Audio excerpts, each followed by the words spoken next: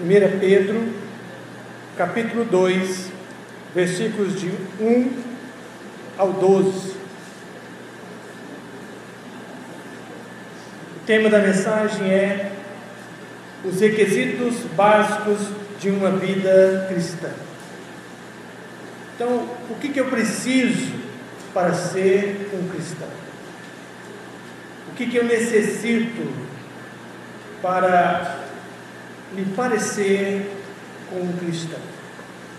Pedro vai nos mostrar esses requisitos e vai nos apontar como que devemos vivenciá-los, como que devemos vivê-los.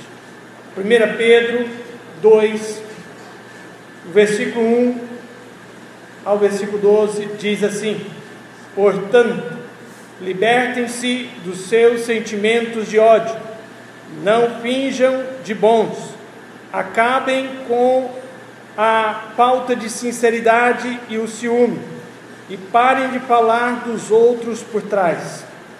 Se vocês já experimentaram a retidão e a bondade do Senhor, clame por mais, como um bebê chora por leite. Como a palavra de Deus, leiam-na, pensem nela e cresçam fortes no Senhor.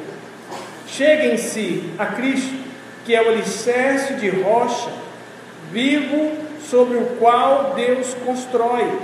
Embora o homem o tenha rejeitado, ele é muito precioso para Deus, que o escolheu acima de todos os outros. E agora, vocês se tornaram pedras vivas de construção para Deus, utilizar na edificação da sua casa. E os que é mais, vocês são seus sacerdotes santos. Portanto, cheguem-se a Deus. Vocês são aceitáveis a Ele por causa de Jesus Cristo, e ofereçam-lhe aquelas coisas de que Ele se agrada, tal como as Escrituras declaram: eis que eu estou enviando Cristo para ser a preciosa pedra de esquina da minha igreja, cuidadosamente escolhida, e eu nunca decepcionarei aqueles que confiam nele. Sim, ele é muito precioso para vocês, os que creem, e para aqueles que o rejeitaram, ora, as mesmas pedras que foi rejeitada pelos construtores, tornou-se a pedra de esquina, a parte mais honrosa e mais importante do edifício. E as Escrituras dizem também: ele é a pedra sobre a qual alguns tropeçarão, e a rocha que os fará cair. Eles tropeçarão porque não atenderão à palavra de Deus, nem a obedecerão, e portanto este castigo deverá vir com consequência, e eles cairão. Mas vocês não são assim, pois foram escolhidos pelo próprio Deus. Vocês são sacerdotes do Rei, são santos, puros, pertencem ao próprio Deus. Tudo isso para que vocês possam mostrar aos outros como Deus os chamou da escuridão para a sua maravilhosa luz. Antes, vocês eram menos do que nada, agora pertencem ao próprio Deus. Antes vocês sabiam muito pouco da bondade de Deus, agora a própria vida de vocês foi mudada por ela. Queridos irmãos, vocês são apenas visitantes aqui na terra, visto que seus verdadeiros lar está no céu. Eu lhes suplico que se afastem dos prazeres malignos deste mundo. Eles não são para vocês, pois lutam contra suas próprias almas. Tome cuidado com o modo como vocês se comportam entre os seus semelhantes não salvos, porque assim mesmo que eles desconfiam e falam mal de vocês, acabarão louvando a Deus pelas boas obras de vocês quando Cristo voltar. Pai, que de fato é necessário que o Senhor Deus nos modifique e nos faça ser mais parecidos com o Senhor a cada dia. E que o Senhor, através da Tua palavra, venha falar aos nossos corações, no nome de Jesus. Tudo que você vai fazer hoje, existe um requisito básico para você exercitar aquela função, para você exercitar aquela carreira. Então, a salvação, ela é pela graça. É o primeiro requisito que não pertence a nós. Nós podemos ir e fazer qualquer sacrifício que nós não alcançamos essa salvação, porque ela é pela graça. Ela vem de Jesus. Jesus morreu e ressuscitou para nos dar essa graça, porque todos estávamos condenados. Toda a geração humana estava condenada a ir para o inferno, mas Deus, na sua graça, Deus no seu amor, desde Gênesis capítulo 3, Ele já planejou que o seu filho nascesse, o seu filho vencesse, e o seu filho resgatasse aquilo que era dele.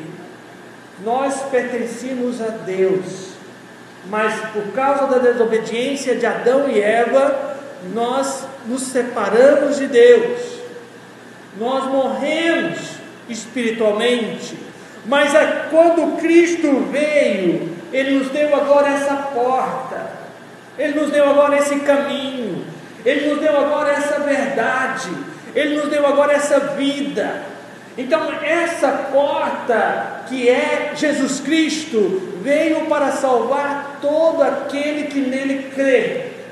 Então isso não depende de nós, isso depende do Senhor, em falar conosco e nós abrirmos o nosso coração e Ele nos salvar. Agora, depois que somos salvos, é claro que tem responsabilidades, é claro que tem deveres, é claro que tem metas, é claro que tem requisitos para que eu mostre que eu sou um cristão, que eu sou lavado e remido pelo sangue de Cristo. Não tem como a pessoa ser salva e ela não mostrar nenhum requisito que ela não foi salva. Então ela tem que mostrar vários requisitos, mas nessa noite Pedro queria apontar apenas 4 desses requisitos. 4 desses requisitos Pedro apontou no versículo 1 ao versículo 12 de 2 Pedro. 1 Pedro capítulo 2, ele apontou 4 requisitos para uma vida com propósitos cristãos. Então o apóstolo Pedro, escrevendo à igreja perseguida nos primeiros séculos, propôs a eles alguns requisitos básicos em meio ao que estavam passando. Do ponto de vista normal, aos olhos humanos, era impossível de se viver. Mas do ponto de vista cristão, aos olhos da fé, é possível de se viver. Então qualquer pessoa, não importa o que ela tenha feito, não importa o estado de podridão, de pecado que ela esteja, ela consegue viver. Ela consegue viver. O comentário desse texto de Barclay aponta assim: o cristão é um homem que vive a vida cheia de Cristo, vive a vida que é diferente, leva uma vida que sempre lembra sua obrigação, a vida que é feita bela pelo amor de Deus que Ele lhe deu origem. Então, o amor de Deus é que deu essa origem em Cristo Jesus. Agora, eu tenho que dar sequência, através desse amor que eu vou ter para com esse Deus. para com esse Senhor, mesmo ainda estando um corpo pecaminoso, mesmo ainda sujeito a pecar, eu vou estar lutando contra o pecado para viver uma vida voltada em crescer nessa graça e no conhecimento de Cristo. Então, nesses versos, o apóstolo aponta 4 requisitos que devem ser o modelo de uma vida cristã com propósito. O primeiro requisito está no verso 1, propósito de deixar. Então eu tenho que ter um propósito a deixar. E aqui ele coloca várias palavras que é no natural humano, que está no nosso germe do pecado, que está na nossa essência do pecado, mas nós temos que lutar contra elas. Não pode mais ser essência na nossa vida e nem nos escravizar. Quais são? Portanto, deixando toda a maldade, todo engano, fingimento, inveja e toda difamação. Maldade, engano, fingimento, inveja e difamação. Pedro mostrou aqui cinco itens que devemos deixar. Maldade. Por que devemos deixar maldade? Maldade significa crueldade, qualidade da pessoa má, característica do que é ruim, desumanidade, comportamento de quem busca prejudicar ou ofender, sarcasmo, que expressa malícia, vontade de denegrir. Então, no regionalismo, na região, principalmente no sul, a pessoa que é maldosa, eles gostam de comparar como um pus que sai de uma ferida. A pessoa que faz alguma maldade, eles comparam com um pus que sai de uma ferida. Engano significa o ato ou efeito de enganar, falta de acerto, erro, desacerto, logro, burla, confusão e equívoco. Fingimento significa ação de fingir, simulação, hipocrisia, dissimulação, artifício, simulacro, ficção. Inveja significa sentimento de cobiça à vista da felicidade, da superioridade de outrem. Ter inveja de alguém, sensação ou vontade indomável de possuir o que pertence a outra pessoa. E difamação significa substantivo feminino, ação ou efeito de difamar, desonrar, ação de perder a boa fama, perder a boa reputação, descrédito, imputação. Então, esses atos, que são 5, Pedro fala que devemos deixar. Devemos deixar. O segundo propósito que ele aponta aqui, como requisito básico para a nossa vida, é o propósito de viver. Viver. E eu vou pegar aqui a versão que eu li, da versão viva, que diz assim, no versículo 2 e 3: se vocês já experimentaram a retidão e a bondade do Senhor, clamem por mais, como um bebê chora por leite. Como a palavra de Deus, leiam-na, pensem nela e cresçam fortes no Senhor. Então essa versão ela está mais clara, mostrando que eu tenho que continuar. E esse continuar é demonstrando a forma e a vontade de crescer. Tem pessoas que ficam anos na igreja, mas ainda é bebê espiritual, ainda está querendo leite espiritual. A criança, ela mama até certo tempo. Depois a criança, uma boa parte, recusa leite, já não quer mais leite. Algumas ainda tomam com Todd, Algumas tomam soro com Toddy, que é aquela caixinha do sorinho lá, né? Então é soro com Toddy, não é leite com Toddy, é soro com Toddy. E tomam, e é gostoso, né? Então, mas o leite puro, que é o leite que traz ali, que traz líquido produzido pela fêmea dos mamíferos, alimento completo que assegura a subsistência da primeira fase da vida, graças à sua riqueza em gordura, proteína, lactose, vitaminas e sais minerais. A criança não precisa de mais nada. Desde os seus primeiros dias até ela começar a se alimentar com alimento sólido, é só leite. Só leite. Agora, na vida cristã, a Bíblia é o alimento espiritual, obra composta pelos textos sagrados. São 66 livros escritos, 39 no Antigo Testamento, 27 no Novo Testamento, que eu posso usufruir a todo momento. Tem várias versões.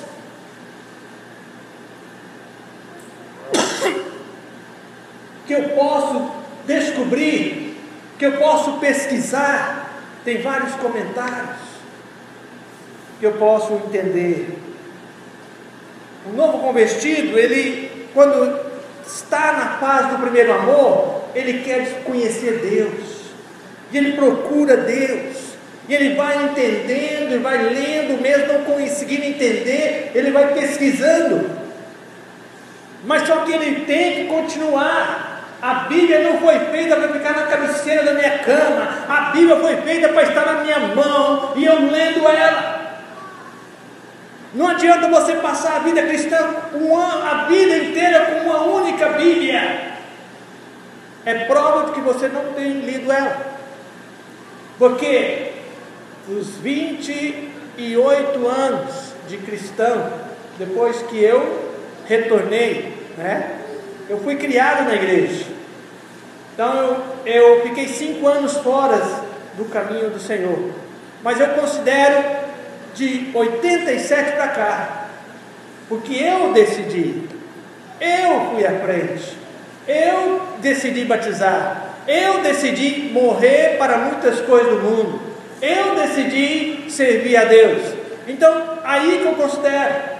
Então, na forma como eu decidi, eu passei a alimentar dessa palavra, passei a conhecer essa palavra e deixar ela mudar a minha vida. Isto é adquirir maturidade, deixar a experiência da Bíblia mudar o seu viver. Fazer com que a experiência da vida cristã não te afaste do Senhor, mas te aproxime do Senhor. Fazer com que as lutas da vida cristã não te distanciem da igreja, mas te traz mais perto da igreja. Fazer com que as funções do cargo que o Senhor me deu não me distanciem das pessoas, mas me chegue mais perto das pessoas e do Senhor. Então a Bíblia é um alimento. Se você não alimenta da Bíblia, você ainda é bebê. Se você ainda não alimenta da palavra, você ainda está sendo um bebezinho chorando. E vai ser chorando assim, birrento assim, até Jesus voltar. Você vai fazer beicinho quando você não gostar de uma palavra. Você vai fazer emburrar quando você não achar bom o que te fizeram. Você vai ficar chateado por qualquer coisa, porque você ainda é criança recém-nascido espiritual. Você pode ter 30 anos de igreja, mas se você tem atitude de criança espiritual, é porque você não lê Bíblia, ou porque a Bíblia não faz diferença na sua vida. Terceiro propósito de domínios, do versículo 4 ao versículo 10. Então tem uma ação que quer dominar a nossa vida, tem uma ação que quer operar na nossa vida, quer operar mudança em nossa vida. Então, dos versículos 4 ao versículo 10, ali vai dizer: chegando-vos a ele, a pedra viva, rejeitada pelos homens, pedra eleita e preciosa para Deus, vós também, como pedras vivas, sois edificados como casa espiritual, para serem sacerdote santo, a fim de oferecer sacrifícios espirituais aceitáveis a Deus, por meio de Jesus Cristo. Por isto, a Escritura diz: põe em Sião uma pedra angular, eleita e preciosa. Quem nela crê não será desapontada. Assim para vós, os que credes, ela é preciosa. Mas para os descrentes, a pedra que os consultores rejeitaram foi colocada porque eles tropeçam na palavra, por serem desobedientes. Mas para isto também foram destinados.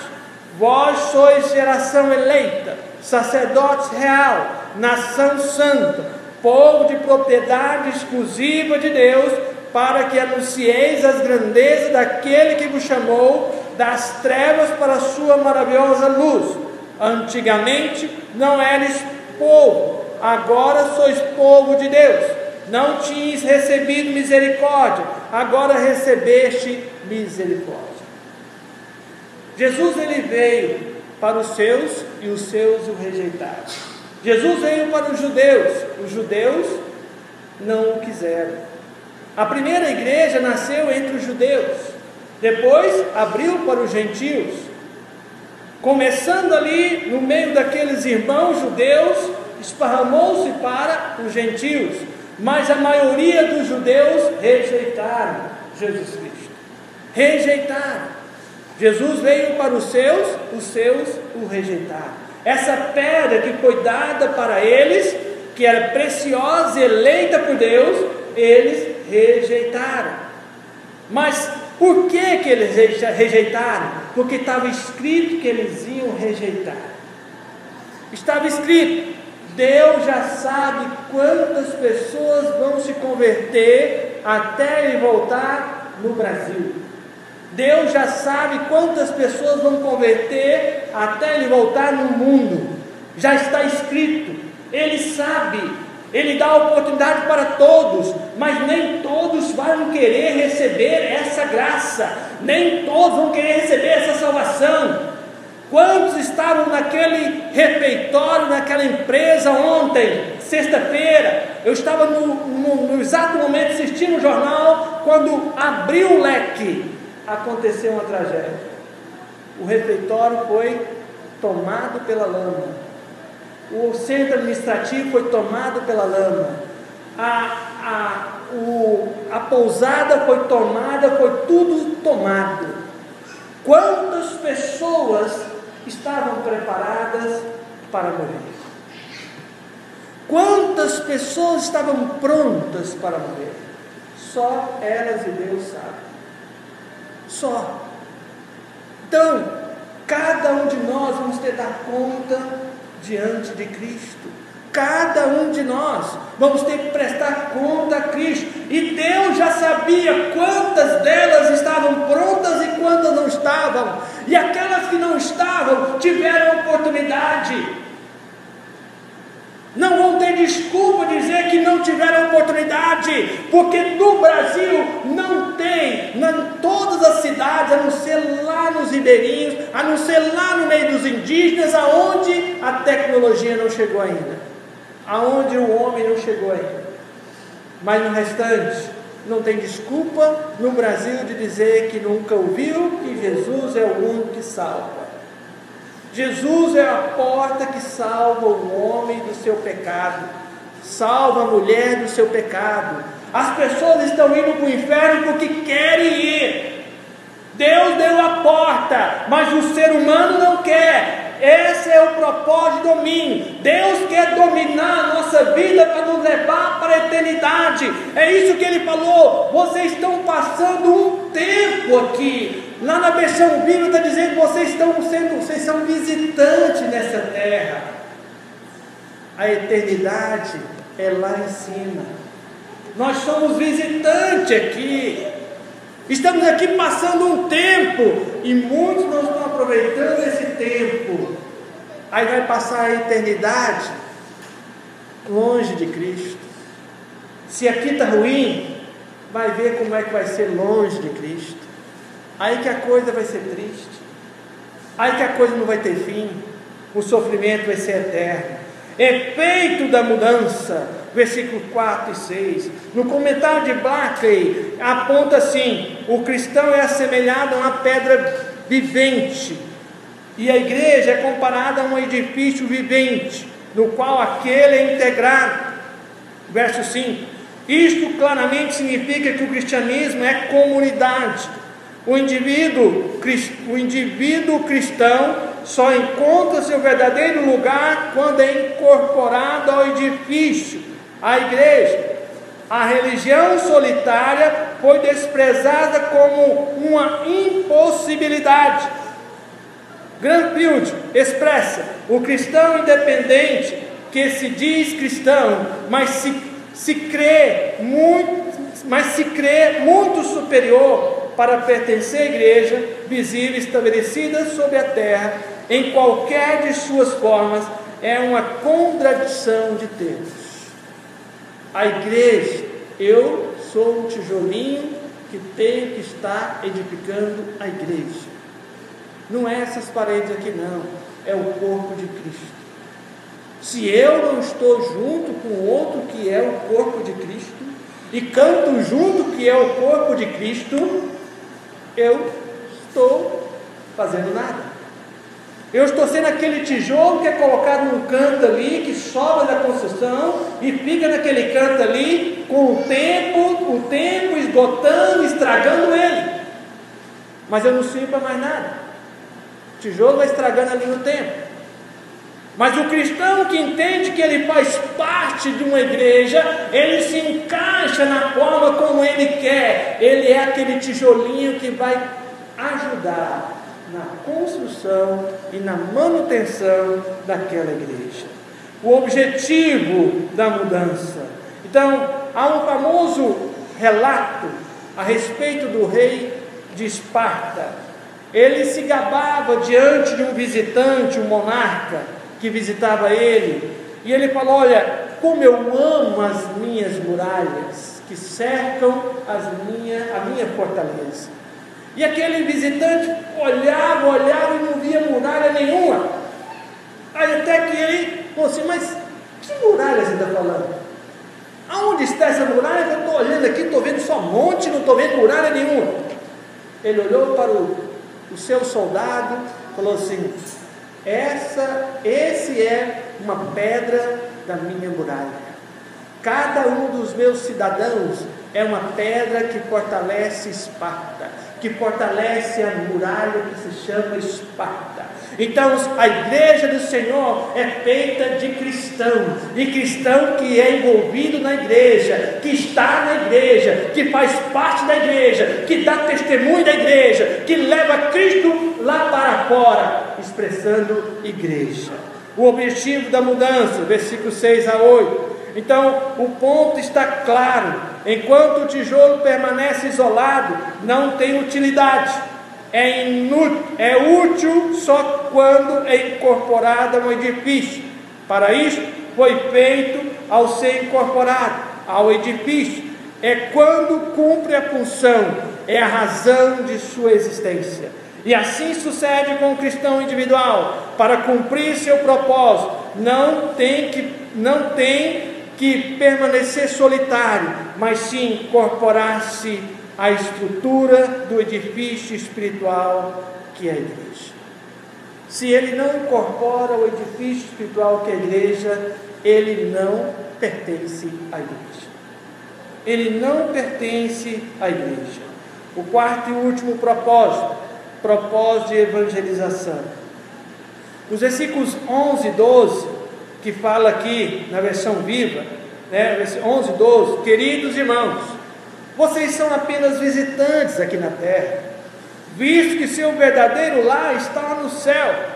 Eu lhes suplico que se afastem dos prazeres malignos deste mundo. Eles não são mais para vocês, pois lutam contra suas próprias almas. Tome cuidado com o modo como vocês se comportam entre os seus semelhantes não salvos, porque assim mesmo que eles desconfiem e falam mal de vocês, acabarão louvando a Deus pelas boas obras de vocês quando Cristo voltar. Então vai chegar um dia em que as pessoas vão olhar para os ares e vão ver Cristo voltando, Cristo na nuvem voltando, todos vão ver, e a igreja do Senhor subir para encontrar com o Senhor. Então, neste momento, aqueles que te conhecem vão dizer: de fato aquele era cristão, de fato aquele deu testemunho, e vão louvar ao Senhor. Mas se você não der testemunho e ficar com eles, ele vai dizer: eu aproveitei a vida o máximo que fui, eu fiz tudo o que tinha que fazer, e você ficou dentro da igreja e não adiantou nada, ficou comigo. Eles vão aprontar com vocês, vai pegar no pé, de quem ficar, espero que nenhum de nós ficamos, possamos subir, porque ai daquele que ficar, o povo não vai ter dó deles aqui não, vai pegar no pé.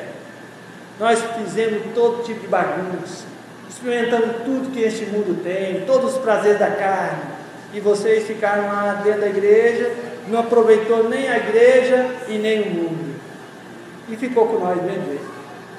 Então, o principal foco da evangelização é o meu testemunho de vida, é o meu testemunho.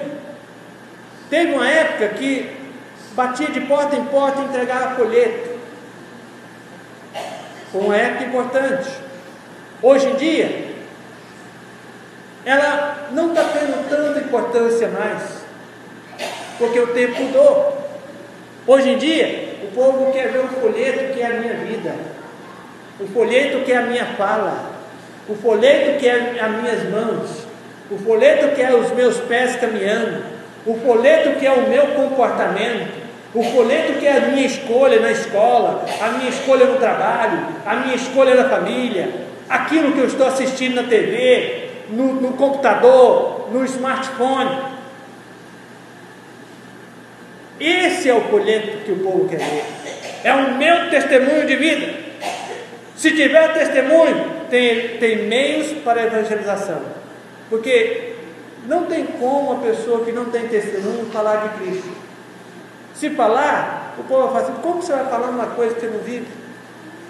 Como você vai ensinar o que você não sabe? Todos nós somos pecadores.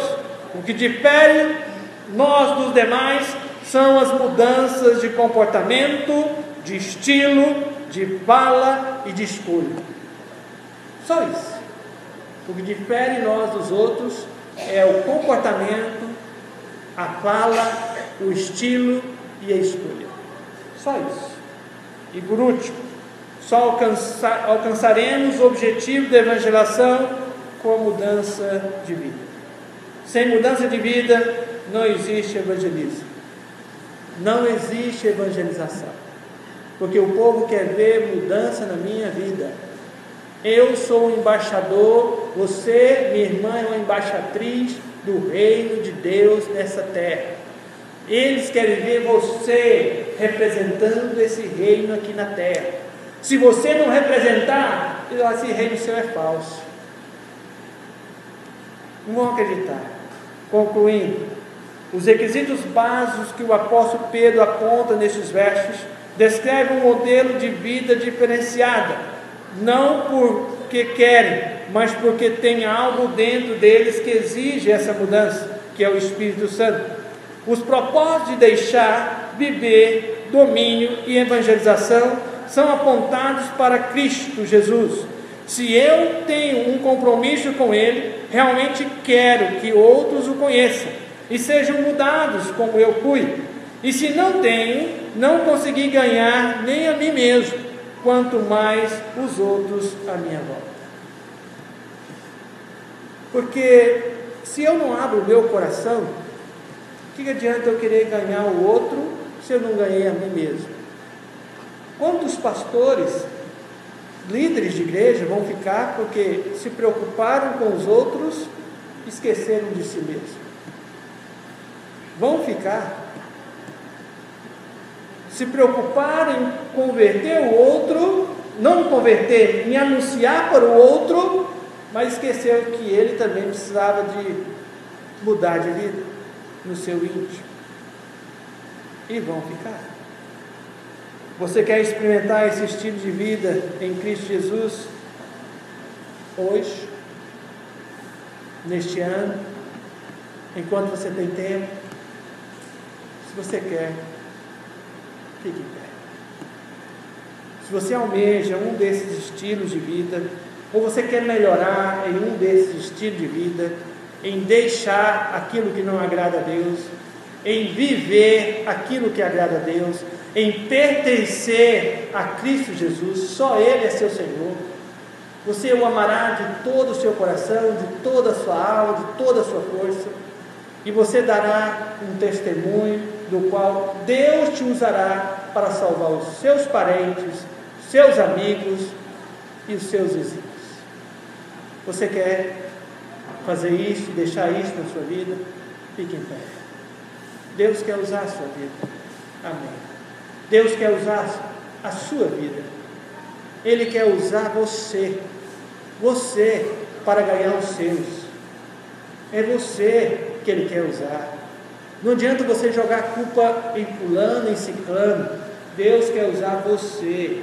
Se você não mudar de vida, não vai adiantar você ficar inventando um monte de desculpas, porque você não quer mudar para essas pessoas verem mudança na sua vida, e tanto você não vai conseguir, como essas pessoas também não. Então, se você quer, muda enquanto é tempo, muda enquanto é agora, nesse exato momento. Se você quer mudar hoje, fique em pé. Amém. Mais alguém? Amém. Se você sentiu impactado pelo Espírito Santo e quer mudar algo na sua vida, fique em pé. Vamos orar. Pai, como é triste, ó Deus, saber que pais perderam seus filhos, mães perderam seus filhos, parentes, amigos, naquela tragédia que vão ter muitos mortos aí. Senhor, mas a tristeza maior é saber aonde vão passar a eternidade, porque só o Senhor as conhece, só o Senhor sabe como é a vida dessas pessoas. Mas eu peço ao Senhor que visite as famílias agora, que o Senhor dê a Deus a essas famílias a força, o conforto, e dê, ó Deus, aos políticos brasileiros, ó Deus, a coragem de fazer leis mais duras e acabar com a corrupção, ó Deus, que privilegia, ó Deus, as empresas, que venham, ó Deus, fazer coisas que venham prejudicar e venham, ó Deus, matar as pessoas. Pai, que no nome de Jesus, tenha agora misericórdia dessas pessoas que estão agora em pé aqui, que também, ó Deus, reconhece que precisam mudar, reconhece que precisam melhorar, reconhece que precisam ser melhores. Senhor, que no nome de Jesus, o Senhor venha, ó Deus, trabalhar em cada coração, trabalhar em cada vida, e que, ó Deus, nós venhamos ser melhores servos do Senhor, melhores, ó Deus, pessoas que trabalham para o Senhor, que testemunham para o Senhor. Então, Deus, tenha misericórdia de nós e nos ajude, ó Deus, a sermos mais que vencedores no Senhor. Opera, Senhor Deus, em nossas vidas, opera, Deus, em cada família dessa cidade, no nome de Jesus. Amém. Poder sentar. Eu queria convidar à frente agora as pessoas que foram indicadas e foram eleitas na reunião da liderança, né? À medida que eu falar o nome, você pode vir à frente, né? Das mulheres, ficou a irmã Zélia,